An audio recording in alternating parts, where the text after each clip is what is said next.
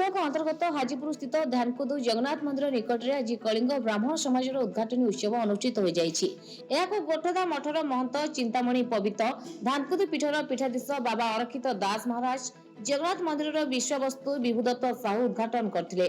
मुख्य वक्ता भाव शिक्षाविद प्रदीप नंद, सम्मानित अतिथि भाव संतोष कुमार शतपथी, विश्वजित आचार्य, शिशिरकांत महापात्र, सुशांत दास जोगदे अनुष्ठान लोम पताका अनावरण और लोकार्पण करते।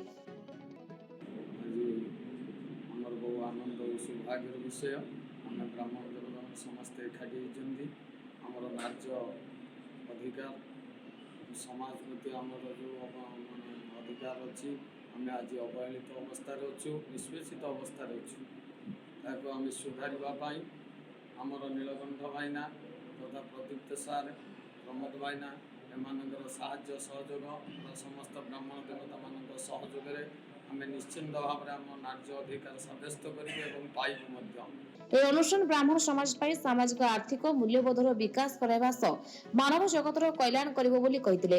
एते राष्ट्रीय कार्यकारी अध्यक्ष पंडित विद्याभूषण दास जोग दैथिले।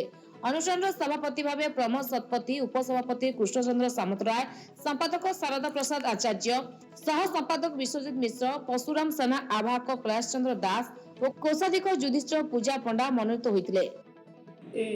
उद्योक्ता माने जो उद्यम प्रशंसनीय उद्यम समस्त ब्राह्मण समाज ब्राह्मण जातिर अभ्युत्थान निमंते से चेष्टा जारी रहू ये आशीर्वाद जगन्नाथ से करंतु ब्राह्मण मानकर सर्वविध उन्नति हो यही कामना करी मु से परशुराम ठारे निवेदन कर प्रणाम करूँ। आज ध्यानकुद जगन्नाथ पीठ माँ शारदा बागदेवी शारदा पीठ यू आज मुझे बार्ता देवाई चाहूँगी जे कलिंग ब्राह्मण समाज लक्ष्य हूँ समग्र ब्राह्मण समाज को गोटे एकता सूत्र एकीकृत करवा एवं समग्र ब्राह्मण समाज उन्नति संगे संगे समग्र मानव जगतर कल्याण कामना करवा एति हूँ आज दिन में आम संकल्प और बार्ता।